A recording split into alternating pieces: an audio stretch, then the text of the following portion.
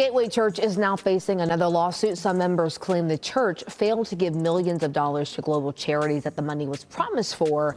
All of it coming on the heels of its lead pastor and founder, I should say, resigning this summer. Our Amelia Magavro walking us through the new accusations tonight.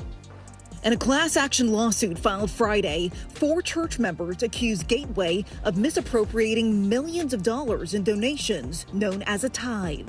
If you tithe for 1 year, if you are not fully satisfied at the end of that year, I will give you your money back. Mine, mine, mine, mine, mine, mine, mine, mine.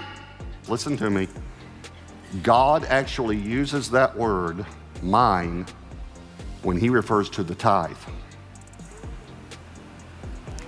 He says, it's mine. Don't touch it.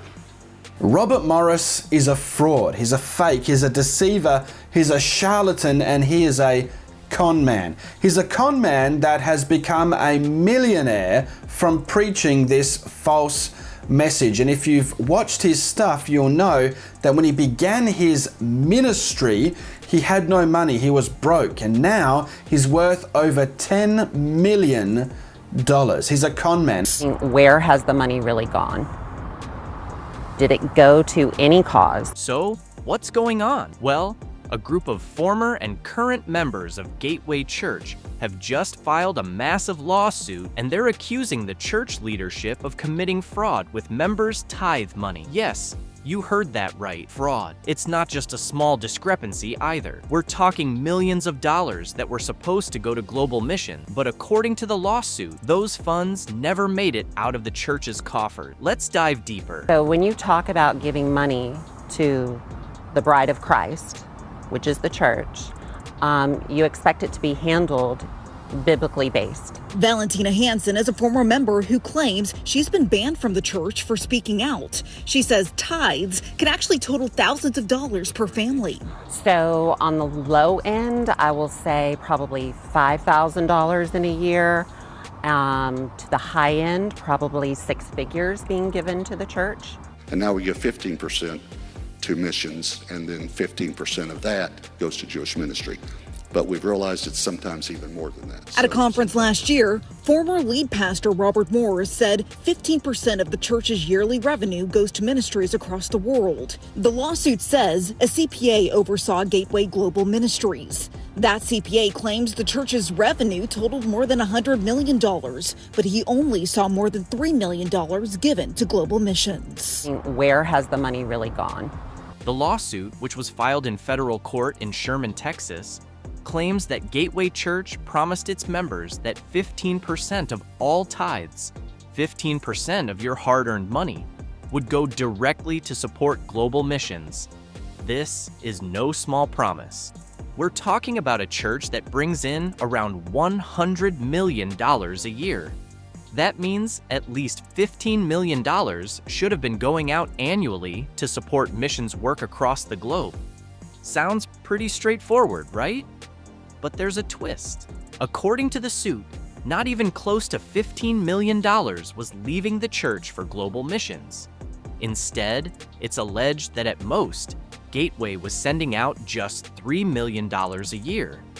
That's a massive shortfall. Where did the rest of the money go? The lawsuit points to a CPA hired by the church back in 2011, whose job was to oversee Gateway's Global Ministries Fund. This CPA was responsible for making sure the money actually went where it was promised, to missions work. But during his time at Gateway, which ended in 2014, he says he never saw more than $3 million a year being given away for global missions.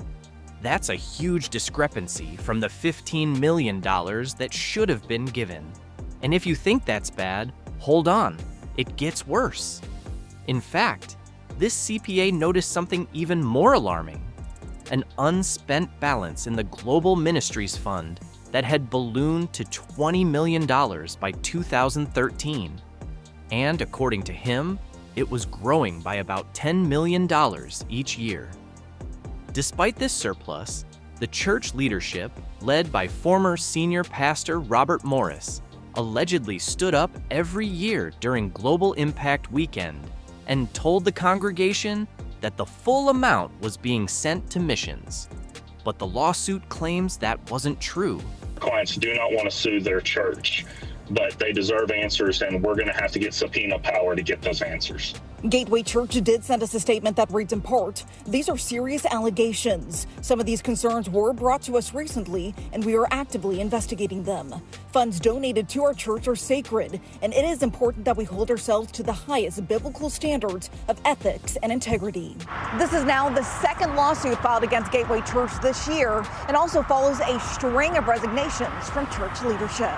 Catherine Leach, one of the plaintiffs, even asked Gateway Church to return her tithe money, pointing out that Morris himself had made a money-back guarantee, a promise that if members weren't happy with how their tithes were used, they could get their money back.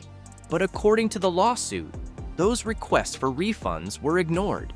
If you tithe for 1 year, if you are not fully satisfied at the end of that year, I will give you your money back. And that's where things stand now. A $100 million lawsuit, accusations of fraud, missing millions, and a church that refuses to open its books. The plaintiffs are clear about one thing. They don't want the money. They want accountability. They want to know what happened to the funds that were supposed to be making a difference across the globe. Gateway Church has issued a brief statement saying they do not comment on ongoing litigation, but that they are taking these concerns seriously. Meanwhile, the lawsuit moves forward, and church members and the wider faith community are left wondering if this is just the beginning of a much larger scandal. So, will Robert Morris go to jail for this? At this point, it's too early to determine if Robert Morris, the founding pastor of Gateway Church, will face jail time. The current lawsuit involves allegations of financial mismanagement and fraud regarding the misuse of tithes, but it is a civil case. Civil lawsuits typically result in financial penalties or other forms of restitution, not jail time. For Morris to face jail time, there would need to be a separate criminal investigation and trial, where evidence of a crime like fraud or embezzlement is proven beyond a reasonable doubt. So far, the case is focused on financial transparency, and no criminal charges have been filed against him. If any criminal activity is uncovered during the investigation, or if authorities pursue charges, the situation could change. But for now, it remains a civil matter with no criminal implications for Robert Morris.